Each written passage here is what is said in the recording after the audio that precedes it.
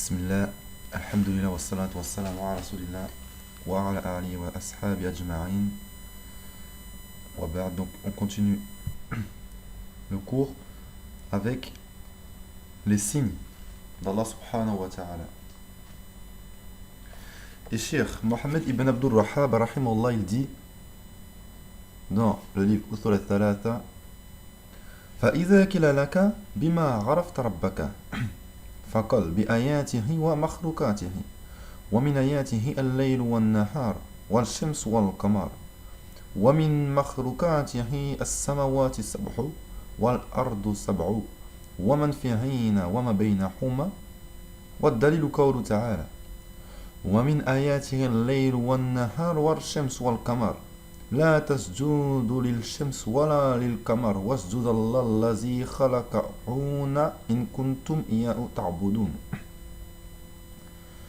في سورة الفصلت وفي سورة الأعراف قوله تعالى إن ربكم الله الذي خلق السماوات والأرض في 6 أيام ثم استوى على العرش. Donc le shir, il dit: si on te demande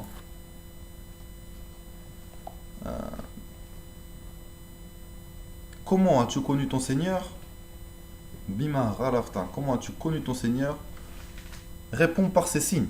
Ayatihi, ayatihi, ces signes, et ces créatures. Makhlukatihi, makhluk qui vient de al-khalq, la création. Allah est al-khaliq, le créateur. Donc ayatihi, on remarque que c'est le pluriel de ayah. Ayah c'est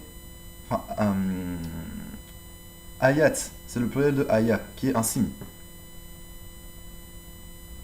Les signes d'Allah sont de deux types. On a les signes naturels et les signes religieux. Il y a deux types de signes, naturels et religieux. Les signes naturels, c'est facile. Il y a le soleil, la lune, les cieux, la terre, les êtres humains, les êtres vivants, etc. Tout ce qui est créature. Et les signes religieux, ce sont les révélations qu'Allah a fait descendre sur ses prophètes. Alayhimus salam. Donc lorsque Mohammed ibn Abdul Wahhab, il parle de ces signes et de ces créatures, on a deux types de signes, c'est les signes naturels et religieux. Et on connaît Allah par ses signes naturels. Et comment on connaît Allah? Eh bien, en se regardant nous-mêmes. En regardant la complexité de notre corps, ne serait-ce que notre corps. On va reconnaître, comme on le disait, l'unicité d'Allah, l'existence d'Allah. Car toute cette perfection ne peut pas être un simple hasard. Et toute cette coordination ne peut pas être un simple hasard. Et on ne peut pas douter de ceci. Et toute personne qui a la raison ne peut pas aujourd'hui venir nous dire Allah n'existe pas. Aujourd'hui, il y a plus de preuves qu'Allah existe que de preuves qui disent qu'il n'existe pas. Et pourtant, aujourd'hui, on remarque que c'est aux croyants de se justifier. On demande aux croyants de se justifier sur l'existence d'Allah. Alors que normalement, ce serait plutôt aux kuffars de se justifier sur l'absence d'Allah, comme ils le prétendent. Car nous, on a des preuves. Et eux, ils ne font appel qu'à leur raison. Mais on sait très bien que la raison de l'homme est limitée. Et si on observe donc ces signes, eh bien, qu'ils soient religieux ou naturels, on sent l'existence d'Allah à travers ces signes. Subhanahu wa ta'ala. On connaît Allah à travers ses signes naturels et ses signes religieux. On a dit donc ces signes naturels, ne serait-ce qu'en regardant, en observant son propre corps. Mais de même, on connaît Allah à travers ses signes religieux et ce qu'il comporte. À travers notamment la justice, les intérêts, la protection contre le mal. Si on regarde par exemple le Coran, la façon dont a été écrit le Coran, les lois de ce Coran, les lois de la charia, on remarque que si aujourd'hui la charia était appliquée, dans tout le monde, il n'y aurait pas autant de débauches, de vols, de crimes. Pourquoi? Parce que la charia a prévu tout par rapport à ça. Et ça, c'est un des grands signes d'Allah Azza wa Jal. Et les hommes se sont détournés des livres. Et plus les hommes continuent à se détourner des livres religieux, plus la corruption arrive sur terre et augmente. Et ça, c'est aussi un signe. C'est aussi un signe. Car si tout le monde yani, appliquait les livres, on n'en serait pas où on en est aujourd'hui. Et tout cela fait partie des signes d'Allah. Donc ça prouve sa perfection et son omnipotence, sa sagesse, sa miséricorde. Et dans les signes d'Allah, on a le soleil qui est mentionné dans ce verset. On a cité le verset dans la sourate Al-Fusilat. Le verset dit: parmi ces merveilles sont la nuit et le jour, le soleil et la lune. Ne vous prosternez ni devant le soleil, ni devant la lune, mais prosternez-vous devant Allah, qui les a créés, si c'est lui que vous adorez. Et donc là, on en vient au soleil. Un des signes d'Allah, c'est le soleil. Le soleil se déplace d'une façon ordonnée et parfaite, depuis qu'Allah l'a créé, jusqu'au jour où Allah subhanahu wa ta'ala décrétera la fin du monde. D'accord? Et les scientifiques aujourd'hui ont dit que si le soleil était 1 degré plus haut, la Terre serait congelée. Et s'il était 1 degré plus bas, la Terre serait surchauffée. Il a été placé d'une façon parfaite. Et il a un lieu qui lui est assigné. C'est-à-dire qu'il court vers il va vers un lieu. Et ça, subhanallah, il n'y a pas longtemps, je parlais avec une personne qui n'était pas musulmane. Et je lui dis quand même, dans la création d'Allah, il y a des signes. Et on commençait à en parler, et on est arrivé sur le soleil. Et je lui disais que le soleil, donc il y avait tel et tel et tel signe. Cette personne m'a demandé ces signes, je lui ai énoncé. Et je lui ai dit, le soleil court vers un gîte qui lui est assigné. Lui, il a étudié en sciences, SVT, etc. Donc, je me suis dit, peut-être que lui va pouvoir m'expliquer. Parce que je lui ai dit, écoute, moi, j'ai lu ça dans le Coran. Le verset dans le Coran, il dit Wal shamsu tajri lil mustaqar laha zalika taqdirul azizul alim. Le soleil suit sa course vers un lieu fixé. Tel est le décret du Tout-Puissant, celui qui sait tout. Et je lui ai demandé, je lui ai dit, je comprends pas ce que ça veut dire. Le soleil court vers un gîte qui lui est assigné. Il a dit, ça je comprends pas, c'est vrai, je te l'avoue. Ça fait un point en plus pour toi. Il m'a dit non. Il m'a dit non, non, non. Le soleil, effectivement, il va vers un lieu. Il a une orbite qui l'emmène à chaque fois vers le même lieu. Mais j'ai dit, subhanallah. J'ai dit, même un mécréant, je suis venu lui donner un argument qui allait contre moi, et lui-même, de sa propre volonté, de son propre gré, il a admis et il m'a expliqué que c'était la vérité. Subhanallah. Et le soleil fait partie des signes d'Allah de par sa taille, et de par ses effets, et de par son placement, et de par son orbite. Sa taille est immense. Et quant à ses effets, on compte ce qu'en tirent les corps. Avec le soleil, tu te réchauffes. Les arbres, les rivières, les mers, etc., etc. Si on observe ce signe immense qu'est le soleil, et la grande distance qui nous sépare de lui, on se rend compte que malgré cette distance, sa chaleur est intense. Imaginez le soleil, comment on le ressent. Alors qu'il est très, très, très, très loin, à des milliards de kilomètres. Alors maintenant, imaginez le jour du jugement, quand Allah subhanahu wa ta'ala va rapprocher le soleil. Subhanallah. Et on peut aussi observer sa lumière, qui permet aux hommes de vaquer à leurs occupations et acquérir des biens. Durant la journée, les hommes, on n'a besoin d'aucun moyen d'éclairage. Le soleil, il nous suffit. Le soleil, il nous suffit. Donc c'est un signe immense. Et pareil pour la lune. C'est toujours dans la sourate Yasin. Donc le soleil c'était Yasin verset 38 et la lune c'est Yasin verset 39. Allah il dit Wal kamal tadranu wal kamal kadarnahu manazil hatta ada kal urjunil qadim. La lune, nous lui avons déterminé des phases jusqu'à ce qu'elle devienne comme la palme vieillie. La lune elle apparaît petite dans un premier temps, puis elle grandit jusqu'à devenir pleine, puis elle diminue pour retourner à son état initial.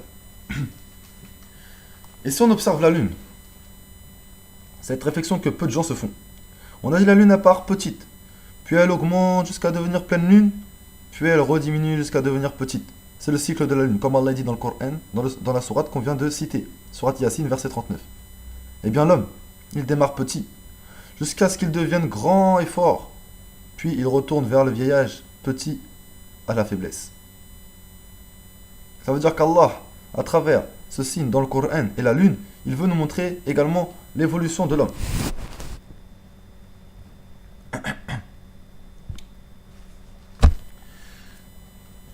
Donc le soleil et la lune. Et puis aussi, parmi ces créatures, les 7 cieux et les 7 terres. Il y a 7 couches de ciel, il y a 7 couches de terre. Ceci a été découvert par la science, que très récemment, c'était déjà dans le Coran il y a très longtemps. C'est hajib, c'est impressionnant. La méditation est un acte d'adoration qui est trop souvent délaissé. Et donc on a cité le Coran. Parmi ces merveilles, la nuit et le jour, le soleil et la lune. C'est-à-dire que parmi les signes évidents et explicites, il y a la nuit et le jour. Si on médite sur la nuit et le jour, la nuit, c'est plus facile de dormir, car la lumière ne nous dérange pas. Et, comme par hasard, c'est la nuit que notre corps récupère le plus. Et le jour, on voit, donc c'est plus facile d'œuvrer. Et comme par hasard, c'est le jour où notre corps a le plus d'énergie. Et ça aussi, c'est un signe. Et dans les caractéristiques de la nuit et du jour, je vais y arriver, de la nuit et du jour, et la succession, et les bénéfices qu'Allah y a établis pour ses serviteurs. Pareil pour le soleil et la lune, dans leur déplacement, l'organisation, les bénéfices. Tout cela ne peut engendrer que pour l'humanité un grand bienfait. Et Allah a interdit aux serviteurs de se prosterner devant le soleil et la lune. Il dit, ne vous prosternez ni devant le soleil ni devant la lune, mais prosternez-vous devant Allah qui les a créés, si c'est lui que vous adorez. Donc ça c'est pour expliquer, parce qu'il y a des gens qui prennent le soleil comme Dieu, ou la lune comme Dieu. Alors que seul Allah mérite l'adoration. Pourquoi? Parce que c'est lui-même qui les a créés. Comment voulez-vous adorer quelque chose qui est créé? On ne peut adorer que le Créateur. Et on a cité un autre verset où Allah dit, votre Seigneur est Allah. Inna rabbukumullah. Qui a créé les cieux et la terre? Allazi khalaqa samawati wal ard. En 6 jours, fi sitati ayamim. Thumma istawa ala al-arsh. Puis s'est établi sur le trône. Ce verset, il contient les signes d'Allah. Allah, il a créé ces créatures immenses en 6 jours. Mais il aurait pu les créer en un instant, comme il aurait pu prendre plus de temps. Mais derrière ça, il y a une sagesse, puisqu'il y a toujours une sagesse. Et Allah s'est établi sur le trône. C'est-à-dire qu'il s'est élevé au-dessus du trône, d'une façon qui sied à sa noblesse et à sa grandeur. Et c'est un signe de perfection et de pouvoir et d'autorité. Quand on entend Istawa ala al-arsh, ça veut dire qu'Allah il est au-dessus de tout, sur un trône. Bien sûr, ce trône n'est pas comparable au trône des rois. Mais ça montre l'autorité et le pouvoir. Et il faut bien comprendre que Allah il n'est pas partout. Je fais une petite parenthèse, comme le disent certaines personnes, Allah il est partout. Non, Allah il n'est pas partout. Ar-Rahman ala al-arsh istawa. Surat Taha, Allah il est le miséricordieux qui s'est élevé sur le trône. Ou aussi, Thumma istawa ala al-arsh, dans la sourate Araf et Yunus. Et dans 6 autres sourates du Coran, Allah il nous dit qu'il s'est établi sur le trône. Et on a aussi, Wahwa al-Karihu Fawqa ibadi. Il est au-dessus, Fawqa, au-dessus de ses serviteurs. Dans la sourate Al-Annam, il y a beaucoup de versets du Coran qui montrent qu'Allah il est au-dessus de ses serviteurs. Donc il n'est pas partout. Ceux qui disent qu'il est partout, c'est une erreur. Et on a un hadith de As-Sulami. As-Sulami, il avait une servante. Et il lui confiait ses troupeaux. Et un jour, sa servante, elle n'a pas été attentive. Et il y a un de ses moutons qui s'est fait manger par le loup. Et As-Sulami s'est énervé, il l'a giflé. Et ensuite, il a été pris de remords, il allait voir le prophète sallallahu alayhi wa sallam. Et il lui a dit, Ya Rasulullah, j'ai frappé cette femme. Pour telle et telle raison. Est-ce que je dois l'affranchir? Puisque c'était une servante, une esclave. Est-ce que je dois l'affranchir? Le prophète sallallahu alayhi wa sallam a répondu, fais-la venir. Et on va lui poser des questions. Elle est venue et le prophète sallallahu alayhi wa sallam a dit, qui je suis? Qui suis-je? Et elle a répondu, cette servante, tu es le messager d'Allah. Et il a demandé, où est Allah? Et elle a répondu, il est au-dessus des 7 cieux. Alors le prophète sallallahu alayhi wa sallam a répondu, affranchis-la, car elle est croyante. Et elle a bien dit, il est au-dessus des 7 cieux. Elle n'a pas dit, il est partout. Donc là, je pense qu'on a mentionné assez de preuves, et c'est une petite parenthèse, pour montrer que Allah n'est pas partout, mais il est bien sur son trône au-dessus des 7 cieux. Et d'ailleurs, Istawa, il comprend 2 choses. Il comprend l'élévation et l'établissement. Dans Istawa, il y a Al-Suhu, Al-Hu, Al-Istifra. Et aussi Al-Istikrar.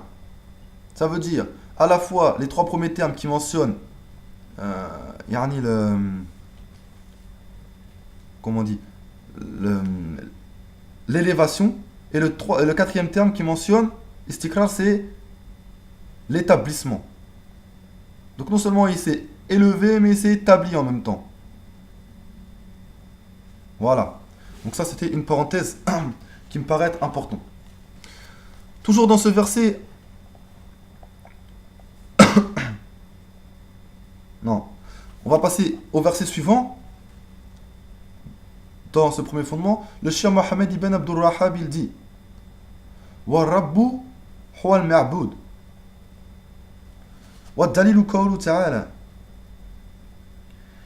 ya ayyuhan nas a'budu rabbakum allazi khalaqakum wallazina min qablikum la'allakum tattaqun allazi ja'ala lakum al-ardu firathan was-samaa'i binaan ونزل من السماء ماء فأخرج به من ثمرات رزقا لكم فلا تخلوا لله أندادا وأنتم تعلمون.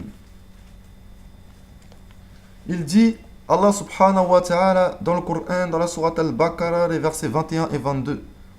Ô homme, adorez votre Seigneur qui vous a créé, vous et ceux qui vous ont précédés. Ainsi atteindriez-vous la piété. C'est lui qui vous a fait la terre pour lit et le ciel pour toi, qui précipite la pluie du ciel, et par elle fait pousser toutes sortes de fruits pour vous nourrir. Ne lui donnez donc pas d'ego alors que vous savez. Ainsi, le Seigneur est celui qu'on adore, c'est-à-dire celui qui mérite l'adoration. Ou plutôt, il est celui qu'on adore car il mérite l'adoration. Il est celui qu'on adore car il mérite l'adoration. Et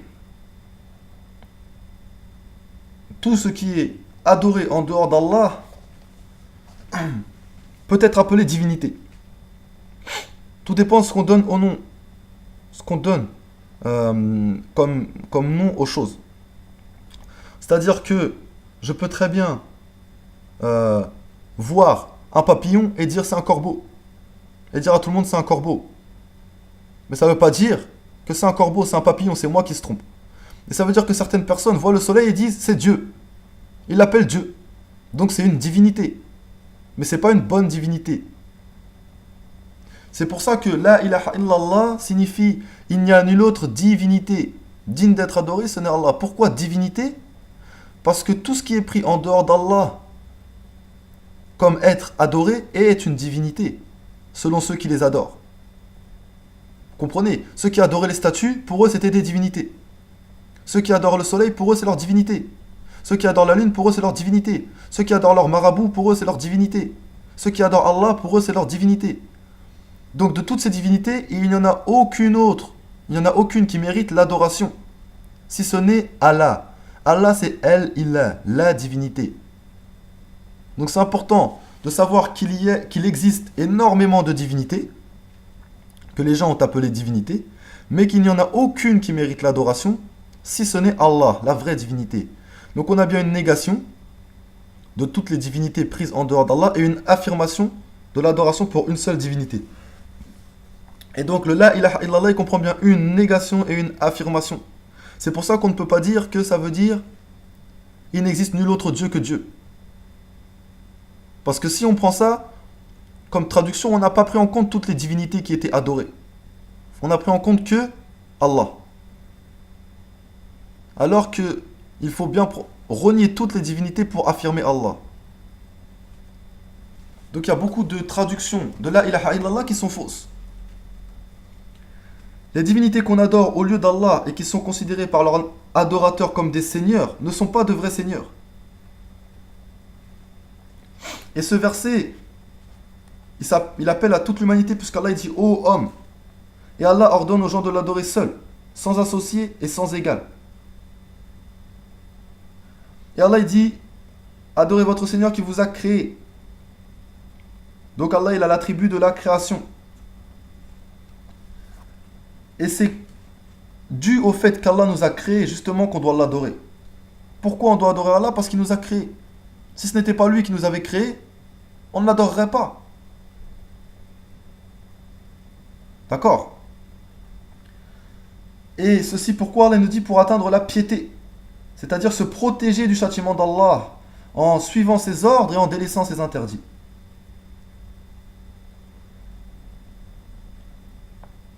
Et on va terminer en citant 2-3 versets pour finir de méditer un petit peu sur les signes.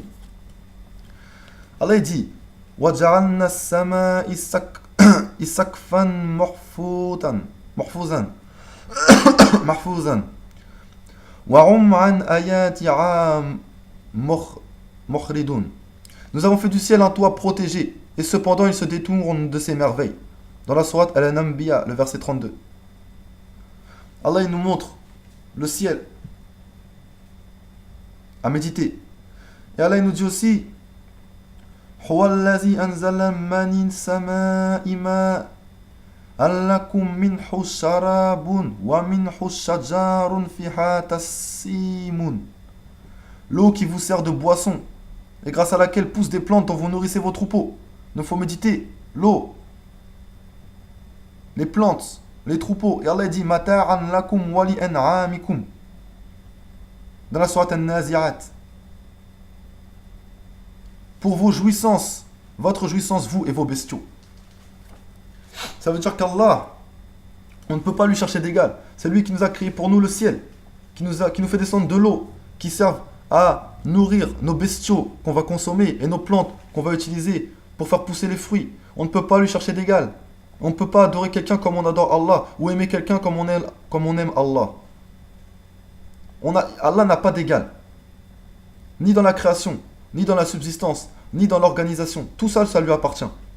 Et donc, on ne peut lui attribuer aucun associé dans son adoration. Et Inch'Allah, la prochaine fois, justement, on va voir les différentes formes d'adoration. Comme on l'a dit précédemment. En attendant, Inch'Allah, on va s'arrêter ici pour aujourd'hui. Parce qu'on va arriver à une petite heure de cours, là, les 2 cours. Donc, on va s'arrêter ici pour aujourd'hui pour ne pas faire trop. Et on va commencer la prochaine fois avec les différents actes d'adoration. Et la preuve qu'il ne faut les faire que pour Allah. Et donc là, ça va vraiment commencer à être très très enrichissant. Donc on va s'arrêter ici, Inch'Allah, on reprend samedi prochain. سبحانك اللهم وبحمدك أشهد أن لا إله إلا أنت أستغفرك وأتوب إليك بارك الله فيكم وجزاكم الله خيرا والسلام عليكم ورحمة الله وبركاته